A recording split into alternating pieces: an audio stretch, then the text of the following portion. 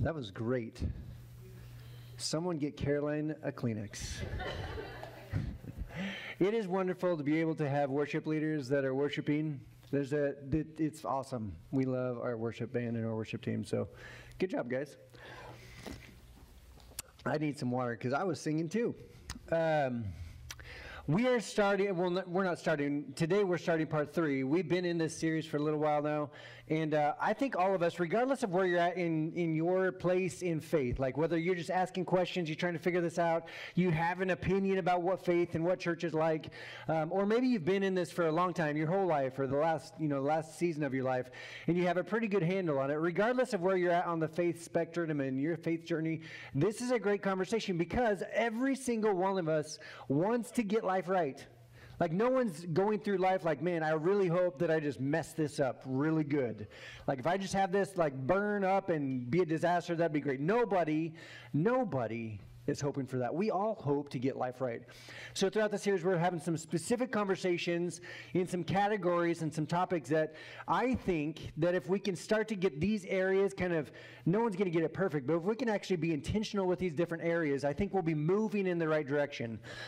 We started with marriage. That was the first Sunday. Last week, we talked about sex, which is really exciting. Super, super fun. This morning, if you kind of figure out like the time frame, it's like, okay, marriage, sex. We're talking about parenting today because it's kind of the natural transition that happens.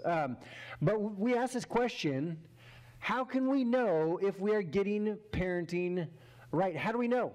How do we know if we're getting it right? And when we think about the beginning of parenthood, like we have this ideal picture in our mind of what it's going to be like. It's going to be beautiful. It's going to be amazing.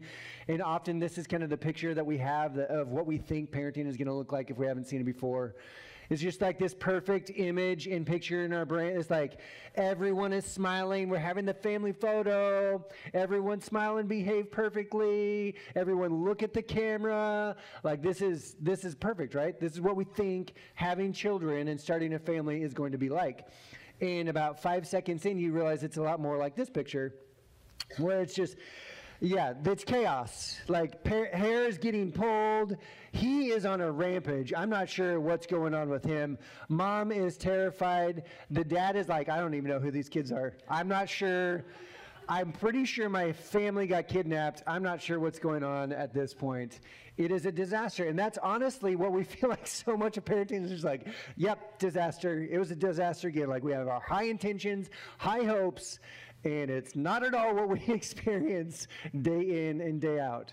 And the hard part about trying to figure out how to get parenting right is we often don't know until after the fact, right? It's like, how do we know? Well, let's see how they turn out. Like once my son, he just had a birthday, he's 6 years old. Once he's a full-grown adult and has a family of his own, that's when I'll start to see if we got it right or not. If you have multiple kids, we just have the one. If we have multiple kids, the first child is like the guinea pig. Parents are just trying to figure this out. They're trying to figure, how do we do this thing? The first child is a guinea pig. The second child is just forgotten because the parents are trying to they're trying to recover from the first child. They're like, oh my goodness, I need to sleep. I haven't slept in 6 months. How do we do this? And then the third child is when they finally get it right. That's coming from a youngest third child. Or if you spoke to my oldest sister, she would say that's when mom and dad just kind of gave up a little bit. It's like, okay, we're just going to lower the bar as far as expectations, and we'll just stay there. Everyone can survive and be happy with that. I remember when we adopted Luke, but we were able to be at the hospital from day one. So it was an incredible experience. So we kind of had that moment also of leaving the hospital where you're like, wait, no one's coming home with us to make sure that we're going to raise this kid properly. Like no one's going to make sure that everything's okay with him. Like it's just us. I am now responsible for this life that's in the back of my vehicle right now. And I still am today. I remember in that moment, it was the weirdest thing because of adoption, there's a little different tensions that were happening, and I just wanted to leave, like just get out of town as fast as I possibly could. And we were coming from Oregon. We had to stay in Oregon a little bit longer for paperwork to go through before we got back home. So I just wanted to get home. It was like, okay, we got released from the hospital, but we got to stick around for a little while. I just need to leave town. And it felt like I was escaping Mordor a little bit, like just get out as fast as I can, like someone's going to track me down. And at the same time, I felt highly irresponsible just driving the speed limit. It was like, how, that is way too fast for this child in the back of my vehicle. Like that, no one should be driving this fast anymore. I'm like honking at cars going the other direction. Like, do you know I have a kid in here? It was full of stress. Thankfully, I've mellowed out a little bit since then. But we all, I mean, no one is given a manual of how to raise kids. No one's told, like, this is the way you do it. Just read this book. If you just do this thing, it's going to work out perfectly. I mean, people try to do that. They make a lot of money doing that, but it doesn't work for everybody, does it? And I mean, when it comes to manuals, it's like, I have to reread the manual to reset my clock on the coffee maker, like every single time. So if there's no manual for kids, I don't even know how to do that. But this is why it's so critical and important. And if you are a parent or thinking about becoming a parent someday, or if you've ever been a parent, you know this is one of the most important things that you could possibly do with your life. Is there anything more important than that? And I know that not everyone's parents in here, but we all have those relationships that are really critical. And even if you're not a parent, even if you're never going to be a parent, there's still some aspects that we can take away from this conversation we're going to have. Obviously, with parenting as the topic, that's where the majority of it's going to be today. So the reason why it's so important, though, is how we parent today influences who our children become tomorrow. We have a say, an impact, an influence on who our children become.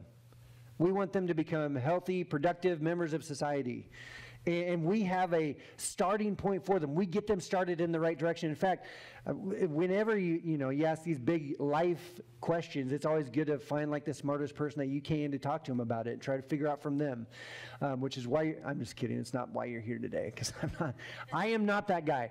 But there's someone that we're going to look at just real quick. His name is King Solomon. He was the third king of Israel. He's arguably the smartest man to ever live, like arguably the wisest man to ever live, which if you want to argue, there's a discussion to be had, because he had like, between his wives and concubines, he had like 1,000 women that were like his, I guess.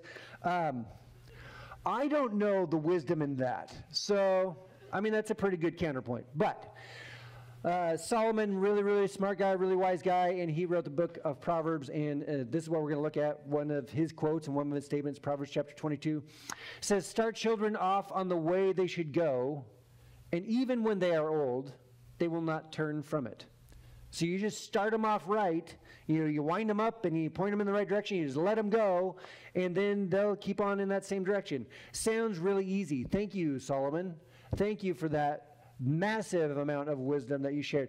How do you even do that? How do you start off children the right way? Like, what does that even think? Right now, it's just like, I just want my kid to sleep normal. Like, I just want to get him potty trained all the way. I just want to figure out, like, am I supposed to have him at home with me and homeschool him, or is he going to go to public school or private school? Solomon, what about those things? How do you parent? How do you do this the right way? Well, again, similar to asking Solomon, but we want to find the people in our life and people that are around us that hopefully give us like hope for parenting. It's like, I think it seems like you're doing a pretty good job, and you sit with those people, you ask them questions, you find out where they got it right, where they got it wrong, and you try to kind of mimic and try to learn hopefully from them, so you don't have to learn from your mistakes that you won't find out that you did until your child is grown. So, because that's our fear, right? But a couple of the people in this world that I have some of the greatest admiration and respect for are Andy and Sandra Stanley, and they're actually coming out with a book. I believe January is gonna be when it's released. It's called Parenting, Getting It Right, and I'm really excited about it because I will buy it and I will read it and learn from it. But they talk about all kinds of different things. They're on podcasts. He's a pastor over in the Atlanta area. He's fantastic. So a lot of content from him, and a lot of this information we're going to go over is actually from them. So it's not me. You're learning from someone way, way, way smarter than I am. One of the aspects that I learned from him that I think is really helpful when it comes to parenting is the stages of parenting. Because you can't parent a child the same you would as an infant as you do when they're teenagers. Like it's not going to work. It's not going to be effective. So there's 4 stages of parenting. The first section is discipline years. So these are the no years, right? You're just saying no all the time. No, don't do that. No, don't do that. No, don't do that. But this is where you're really trying to set the parameters, the boundaries on what is appropriate, what is healthy for your child. Hopefully you train them to actually listen to your voice, that when you say no, they just pause. They don't keep on running out to the street because they think it's fun. So discipline years, really, really important. That's 0 to 5 years old. The next season of life, if we can go back to the last slide, is the training years. That's 5 to 12. And this season is not fun, but it's more conversational. I mean, hear me right. Parenting is fun. Kids are fun. So it's challenging though, right? If you're in that season, if you've been in that season, training your child is a challenge. And this is where it gets a little bit more conversational than it did in the first season, in the first stage. Because they start to ask the question, why? Now they want to know, okay, why are you telling me to do that? Why do I have to do that? Why can't I do that? And you have to be able to have those boundaries, parameters set, but then also the reasoning behind it so they can understand it as well. So your training years, the next season is the coaching years. This is from 12 to 18.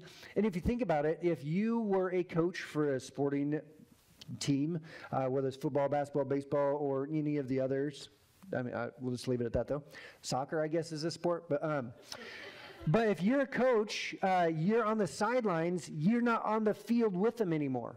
Like, you've done your part already. You've already put the intention, the time in, training them, hopefully. And then at some point, you just got to let them run. Like, you got to let them do what you've trained them to do, and hopefully they do it. And then you have the moments after the game or later on or timeouts or whatever where you're like, okay, you did this. That was really good. You should keep doing that. And also, when you did this, this was how you should correct that behavior, how you should do it a little bit better. So coaching, still very, very, in fact, even more conversational than training, but very different than discipline. Like, there's a progression here that hopefully you're going through. And then finally is the goal that all of us want to get to, and that's the friendship that is 18 years and older. Once they move out, that you want to really step back from parenting and step into a friendship relationship where it's a little bit different than any other season. The biggest issue that we have as parents is we try to get these things out of order. Like, one of the hardest parts is we want to, they're so cute early on, and it's just like, I don't really want to discipline right now. Like, it's so cute when they smile at me and they ask for that, and I'm like, oh, okay, you can, that's fine. But we try to get these out of order. We try to start bringing the friendship level up a little bit too soon, or maybe we realized during the coaching season that we actually missed it on the training or discipline, so we try to implement those things during the 12 to 18, and if you've ever walked that out, I haven't yet, but I've watched with student ministries, parents try to do that, and it just is a fight is what that is. That's when you're trying to demand your way during the coaching years, it gets into a fight, sometimes a fist fight. So it's like, hey, someone called the cops. It can be crazy. It can be crazy. But when we get these out of order, it is really, really hard. So just some parameters that we're going to talk about. We've decided at our household that we're not going to, there's no dissing involved at our house, right? So no discipline, no dissing. This is the areas that we discipline for. So disobedience, disrespect, and dishonesty. If my son does one of those things, there's going to be a conversation, there's going to be a consequence. There's going to be a redirection, like, hey, let's get this conversation out there, because he needs to know that that was across a certain boundary, that was out of bounds, he shouldn't do that, and we're going to have that, conversation with him. So disobedience, disrespect, and dishonesty. I know one of the biggest conversations that you can have as a parent, and this is, I understand this information, this topic, this conversation is super sensitive, because no one wants to hear that they've been parenting wrong. And we never think that we are parenting wrong. We want to know the right answer, but we don't actually want to admit that we've been getting it wrong, right? So I get it. So I'm going to present some ideas, and you might, fight against them, and that's fine. You can do that. It's your kids. But I think that this has a lot of wisdom with what we're going to talk about. But one of the biggest questions is, how do you discipline? Like, when you get down to it, it's like, okay, do you spank? Do you not spank? Do you take the door off the room? Do you not do that? Like, what is the parameters? You know, my question is like, do you spank? How much do you spank? Should I be spanking harder? Like, that's the direction I go. It's probably, I need to talk to someone about that. But there's a bigger overarching question than just how do you discipline, but actually what direction are you disciplining in? There should be a purpose. There should be an end goal that you're trying to move your child and your relationship with your child in the direction of. And this is kind of the North Star that we've landed on. This is stolen straight from Andy and Sandra. They're fantastic. So this is what they said, and I thought that sounds pretty good. Children who want to be with us and each other, if you have more than one, when they don't have to. Like, you want to raise your kids in such a way and discipline them in such a way in the direction that your relationship is protected to the point that when they grow up, when they don't have to be with each other, when they don't have to be with you, they choose to circle back and be with you. That's what we want. That's the goal. And I know that doesn't sound very spiritual. It's like, well, Pastor, I thought you would like have more of the Bible involved in this or something else. No, I think this is huge, and we're going to get into why this is such a big idea.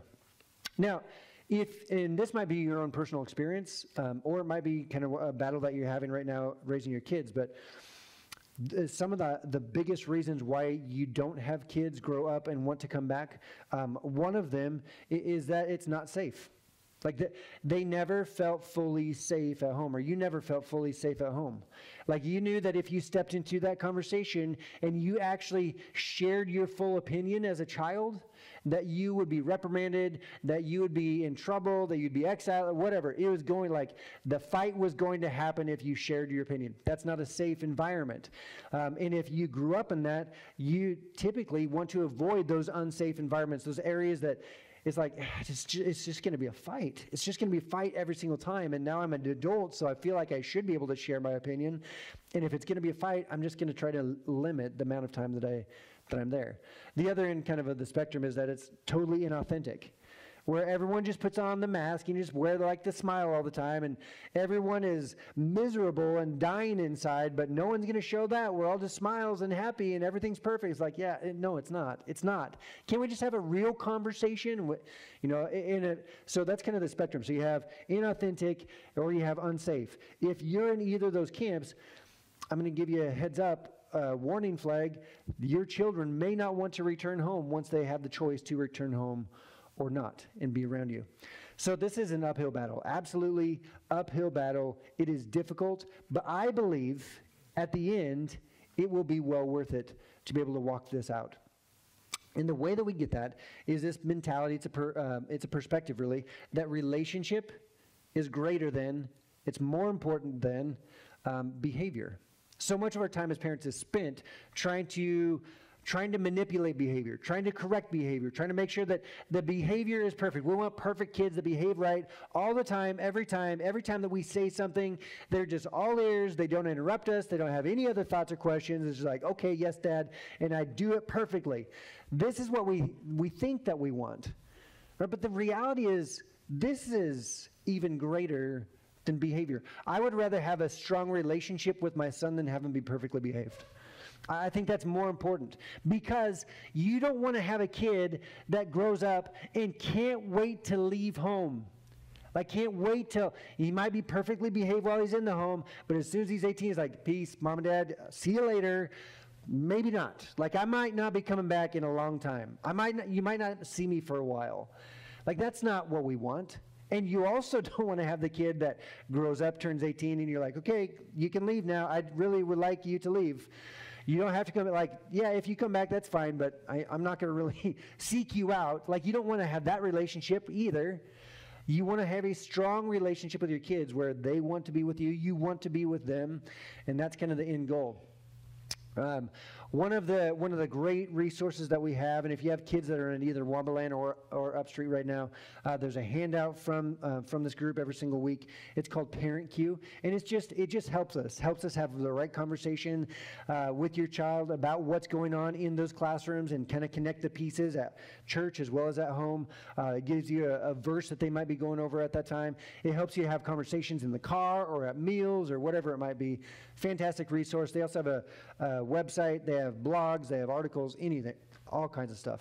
There's an app. But I've been paying attention to what they write quite a bit. And one of the things that they said that I think was really important, this isn't verbatim, this is just kind of what I remember them saying, but we're not here to fight every battle. We're here to fight for their hearts. Isn't that true as parents? We get to this part really quickly, really easily. We get fired up about fighting the battle.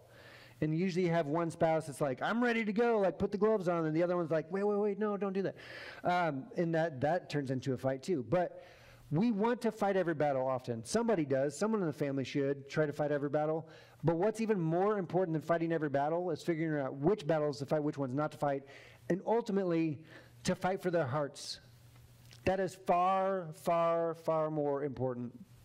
I know that in my own personal experience, and I'm not going to say this like braggadociously, but I have been so, and I'm going to use a word here that you may expect to hear from a pastor. I intentionally don't use it very often because I think it gets overused in the church world.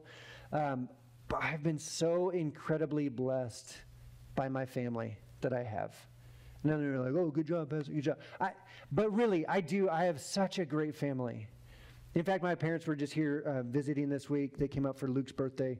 They had to go a little bit early because my dad hurt his back, so you can be praying for him. But my parents are incredible, incredible people. And I love spending time with them. I love going back and visiting home. Even though, visiting families is always, it's always an ordeal, and it's well worth it. I mean, they live over in the west side in Oregon, and especially with gas prices right now, it costs us something to go there, and it is well worth it. We will seek that out. We make it a priority in our life to go spend time with my family. One of the most amazing parts of my life has been the relationship that I have with my in-laws.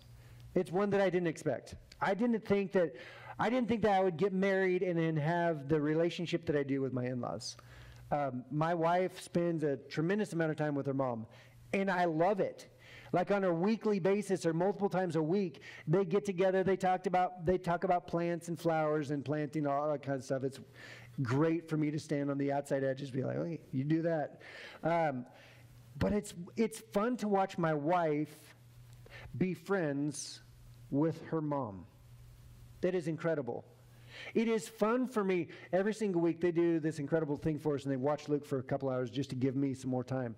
And I enjoy dropping Luke off and picking him up just for the chance to speak to my in-laws because they're my friends. I want to know where they're at, what they're doing, what's going on in their life. I want to talk sports with my father-in-law. I want to do that. The reality is, between my parents, my family, and my in-laws, they're some of my closest friends in this world. That's wild. That is not the norm. That is not the average. Because they've done it well. They've parented well. And it's so costly, right? So intensive on time. So incredibly painful sometimes to be intentional to that degree. But I would say right now, they're living the life that we all hope for. And that is to have such a strong relationship with our kids. So we're going to talk about some rules. We're going to talk about some ideas, some attitudes as we get through this. I don't have a lot of rules, just to be honest with you, but I do have a couple. So family rules for us. First one, honor your mother. And this one, you're like, well, that sounds biblical. You're right, it is. But honor your mother, and the reason why you might also be thinking, what about your father? Shouldn't it be part of that conversation as well? Here's what I know. If your child is honoring your mother, typically it has something to do with the father there as well. I know that all of us have different family dynamics, and there might be a different situation that you grew up with, but if you have a father and a mother that are in the home, if there's a strong level of honor for the mother, more often than not, there's a strong level of respect also for the father. And this is a unique opportunity because I think one of the strongest aspects of a healthy society is respect for women. And when I think of unhealthy societies, I think there's quite a bit of disrespect for women. I think there should be respect for all, but specifically that's kind of an indicator of where the health is in the community, in the society. And what we get to do as parents is train our children how to respect women. And the first picture that they have, the first image that they have, the first understanding that they have of how women should be respected and honored is their mother. And this is so important. Think about the ramifications that this has for your sons. That they grow up in a world where they recognize that dad's going to fight for mom's honor more than he's going to fight for his own. That's a different mentality. And you know what? He learns from that. He sees that growing up. And ultimately when he is, when he's in a stage of approaching marriage and that big, huge, massive relationship, he's going to know exactly how to respect a woman. And he's going to know that this is a priority. His overall health of a relationship is dependent on the example that I give him of how to do this and how to do this well. If you have a daughter, imagine this. In student ministries, my wife and I have done student ministries for years. We've got 30, 40 years of experience between the two of us. And we've seen a lot of students come and go. And one of the most common things, especially junior high school girls, the fear is always, how do I get my daughter to break up with a guy? How do I get her to break up with him? How do we separate this? How do we make this happen? And I'll just give you a heads up, if you're not in that stage yet, one of the best ways to do that is by setting the tone for what it looks like for her and for her mother to be respected and honored. That you hope that when she's in a relationship and there's the slightest hint of disrespect, it is shocking. She's like, oh my goodness, why did that even come out of your mouth? You shouldn't have said it. It is so shocking to her that she will run from that relationship. You won't have to say anything. She'll do it on her own. If you're in that season of life, it's a challenge. If you're in that, my dad had some suggestions that included archery and shooting guns. And it worked. Honestly, it worked. But it's hard. It can be hard. But this is a big deal. Figuring out how to train our children that women are valued, that they have worth, that they have value in and of itself, that we should respect them, not because of anything that they have to earn, but because it's God-given, the value and worth that they have. Family rule number 2 is to thou shalt not lie. You're like, that definitely sounds biblical. You're right. Again, don't lie. And the reason why this is a big idea, the reason why this is such a big conversation and topic, and the reason why it made it to our top 2 rules in our household is because lying breaks relationships.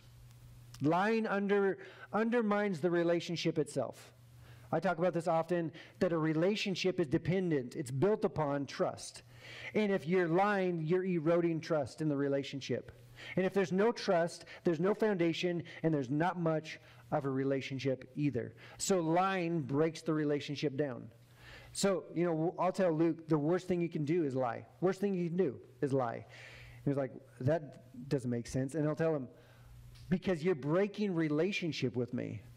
You're actually putting something in between you and me. I want to have a good, healthy relationship with you. And if you're lying to me, I can't trust you, and that's going to affect our relationship, right? This is the thing that's most important.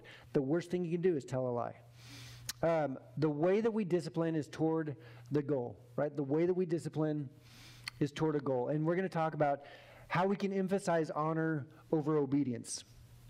Because this is ultimately what we're talking about. Honor builds the relationship. Obedience is all about, the behavior in and of itself. So how do we emphasize honor over obedience? We're going to have some ideas here. This is not an either or. I understand. You have to, as a parent, you hope for both. You hope that there's honor and obedience, but there's a priority level here. That honor is more important. It's a higher value. It's a higher priority than just obedience, because this is relational, not dictatorship. It's relational, not a dictatorship. So we emphasize honor over obedience by tying rules to relationships, not behaviors. That when there's a rule set in place that you're going to enforce, that you're tying the rule to the relationship, not just a behavior. So when Luke asks the why shouldn't I lie? Well, it's like, well, because lying breaks the relationship. And the relationship is what's most important to me. We hang the why to the relationship. And there's a reason why the relationship is the most important. And it's exemplified by Jesus. So in Matthew chapter 22, there's this really neat moment where Jesus is in a public space.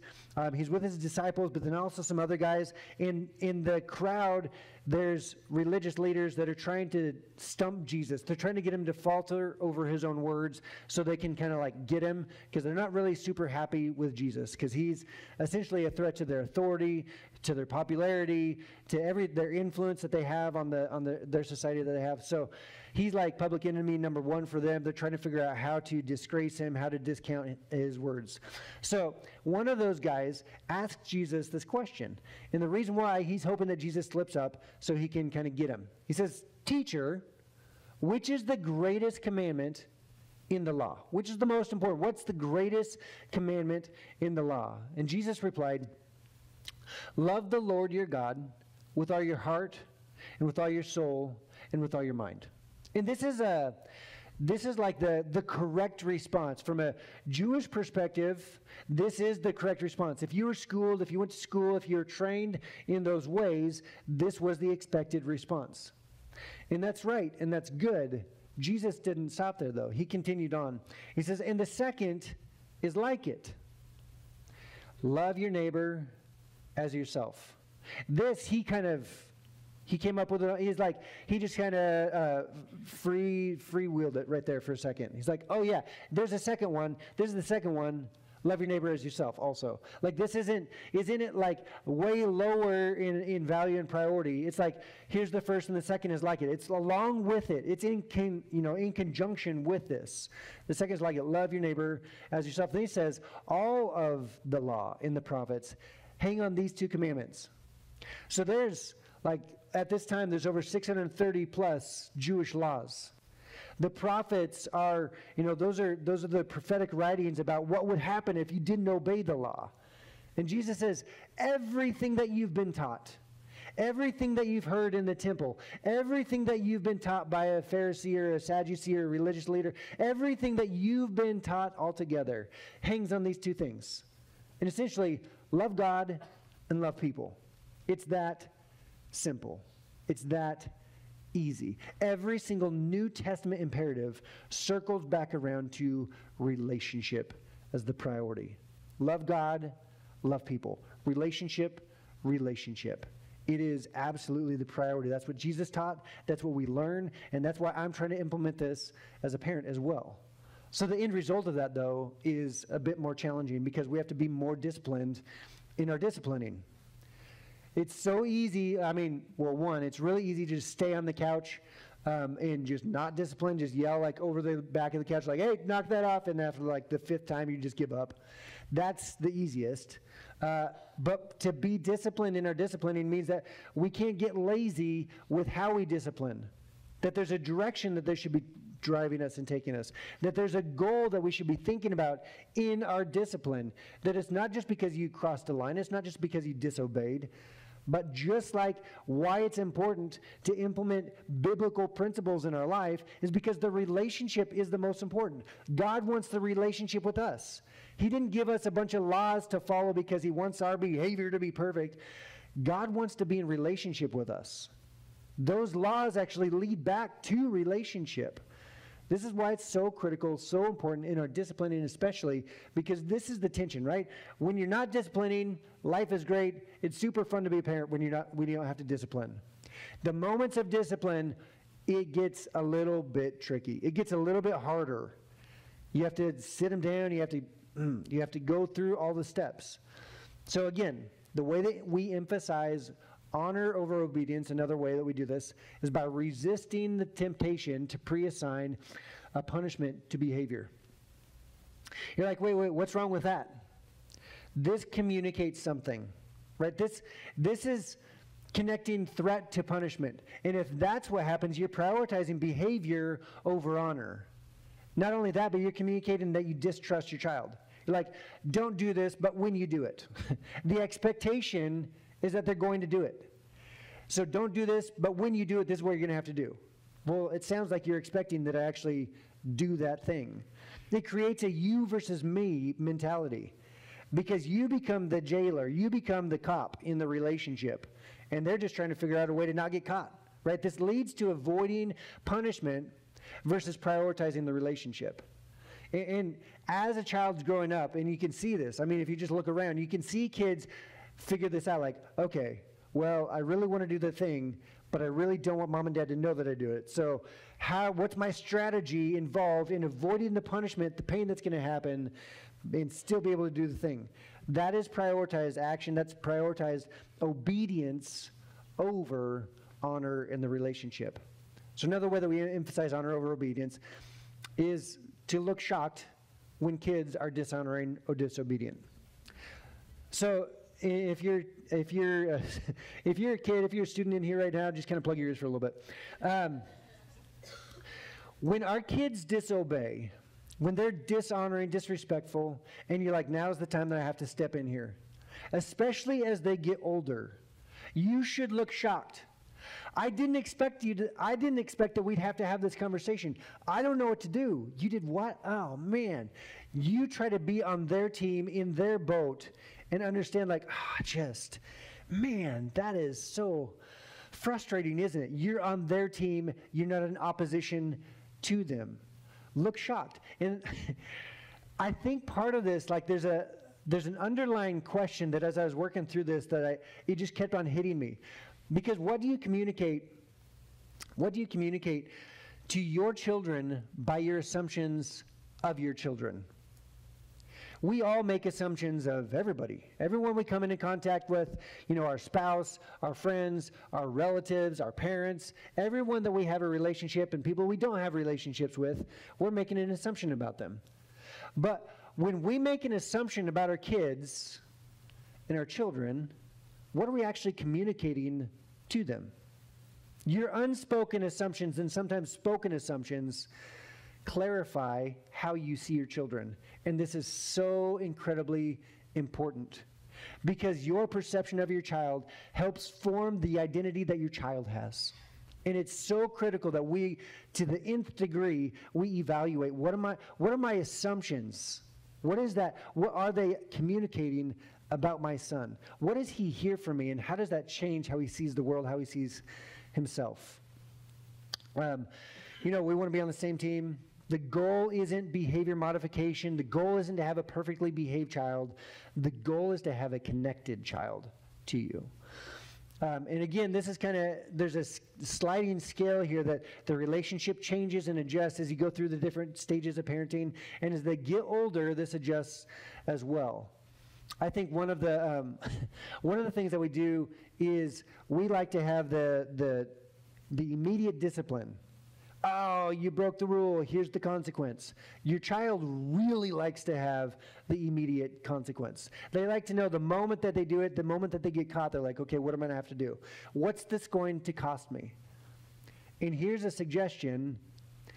Act surprised, act shocked, and then give it time. Let it breathe a little bit. Like, don't rush into the discipline part yet. Don't rush into that moment because you don't need to. The world doesn't. I mean, you make a mistake, you break the law, sometimes you're waiting months or even a year or more before you find out what it's going to cost you. So again, shocked, I don't know, I didn't expect this. I don't have the answer to that yet because I didn't expect you to do that behavior. I don't know, we're going to have to figure this out. Just like the real world, we're going to have to figure this out as we go along. The next thing that you're going to have to do to emphasize honor over obedience is to discipline towards relational restitution. And this is so important, especially, again, like I said, as the child gets older, this is so critical and so important. That you're not disciplining just because they broke the rule. You're disciplining creatively, sometimes we have to get really creative, towards relational restitution. Because anytime that they disobeyed, anytime that they were disrespectful, it did something to that relationship to someone. So by, just taking something away from the child, does that actually bring them any closer to restoring the relationship?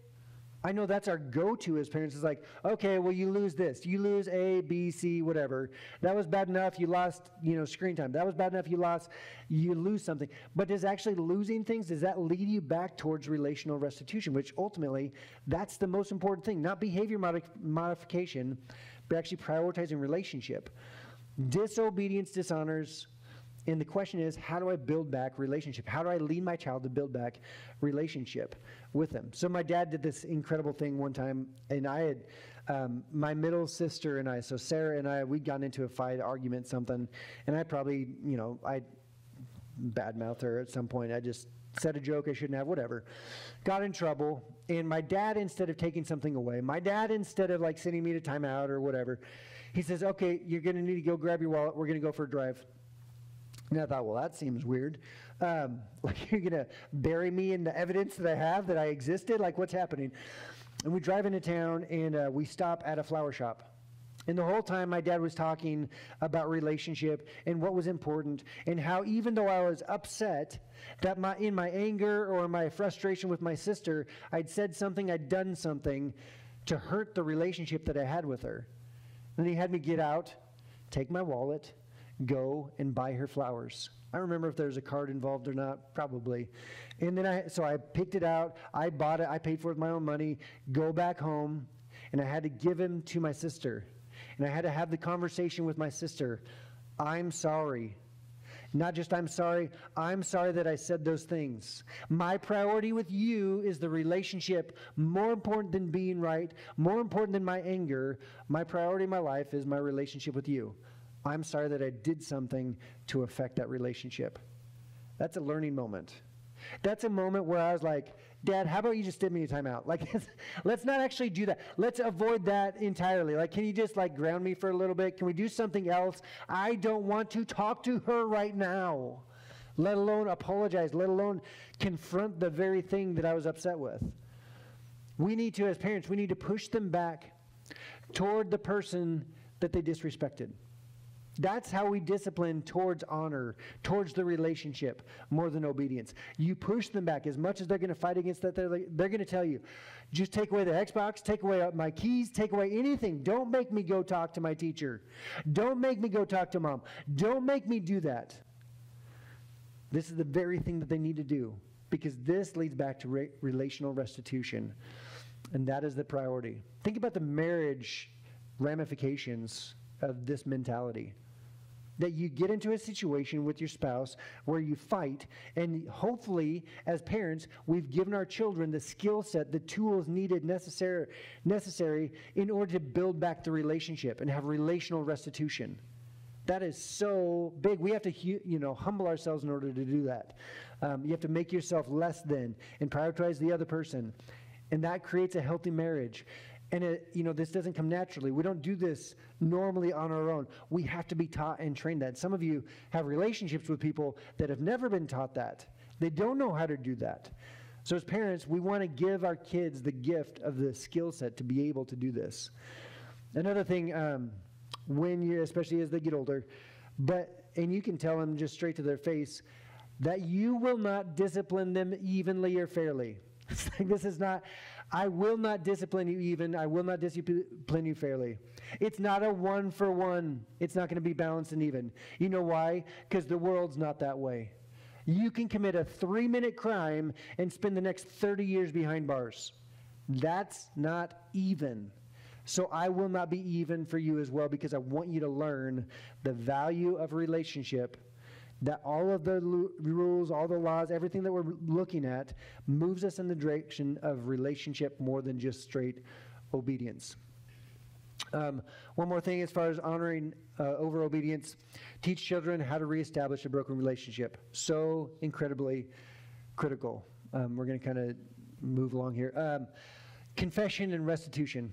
Right, this is how we do this. That you have to own your piece. You have to own what you did. Train your child to own what they did, in order that when they're an adult, they own what they did. They own their piece of the pie, and then focus on the restitution.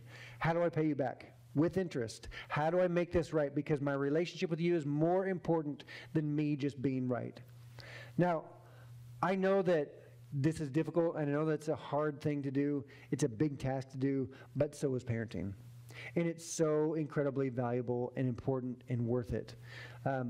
If you're just focused on the behavior modification, you'll deal with guilt, right? When you do something wrong and you don't actually address the impacts relationally, you just deal with the guilt. You know, if you're just taking things away from your kids, it's like you discipline them, but they will still have something in between in that relationship.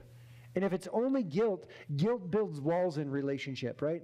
When you don't address the relationship and you do something wrong, it builds guilt, and guilt builds the wall. Relational restitution does something about that wall. It breaks that barrier back down.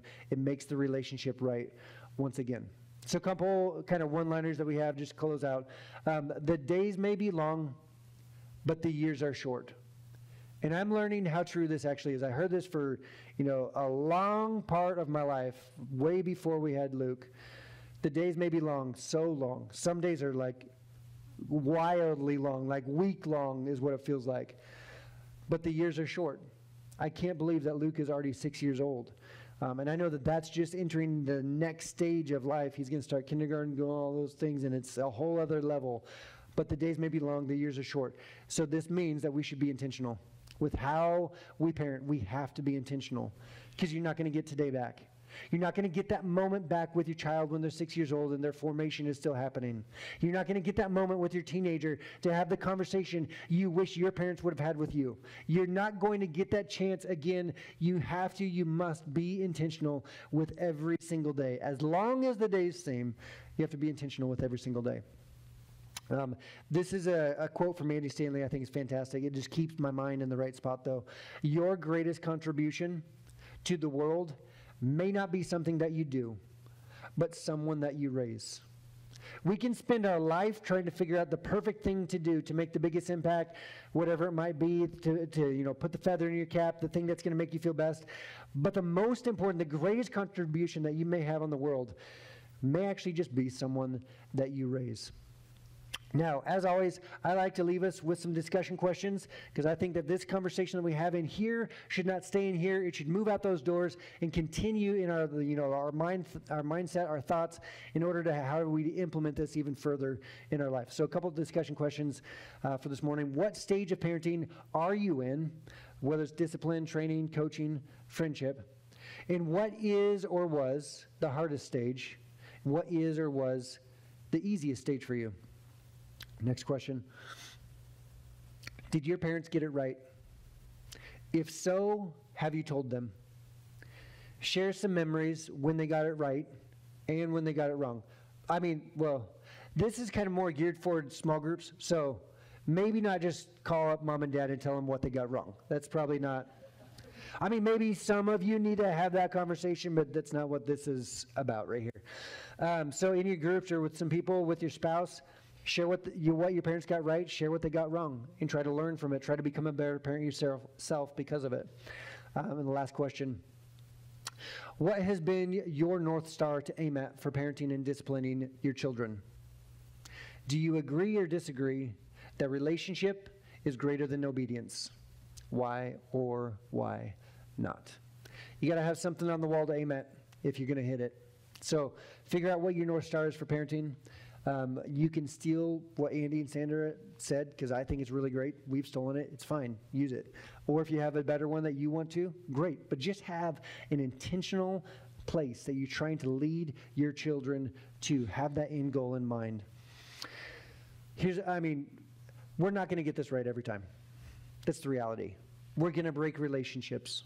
We're going to hurt our kids. We're going to say something that years later, like in this moment, you're like, oh no, this is going to get brought back up when you're an adult. Like I'm going to correct my son and be like, oh, you're going to share with a counselor. You're going to tell them. I know this is going to come back up. We're going to get it wrong sometimes. Make sure that you have enough grace for yourself that you can move forward in the relationship and just keep trying. And this is true of all of our relationships, right? Whether it's with a child and you're trying to parent them well, with your spouse, you're trying to marriage well, whatever it might be, with your friends, with your workplace. That's actually what we're going to talk about next week is work. Whatever it might be, make sure that you still have that intention and move in that direction. Let me pray, and we're going to close out this morning. Dear Heavenly Father, we thank you for today. God, we thank you for the gift that children are. This is such an incredible opportunity. It's such an incredible responsibility to steward and to raise our children. And God, I pray that you would give us the patience needed. I pray that you would give us the insight needed. I pray that you would give us the love, the forgiveness needed in order to be the best parents possible for our children, the parent that they need us to be. I thank you that you've done every single one of those things for us, that you have forgiven us, you have loved us, you have enough grace and mercy for us, that we can use your example to help us become better parents. Lord, we love you. We thank you that you first loved us. And I pray that this morning we would make some choices, some decisions to move in your direction. In your name I pray. Amen. Thanks for being here with us. We'll see you next week for the conclusion, How to Get a Life Right.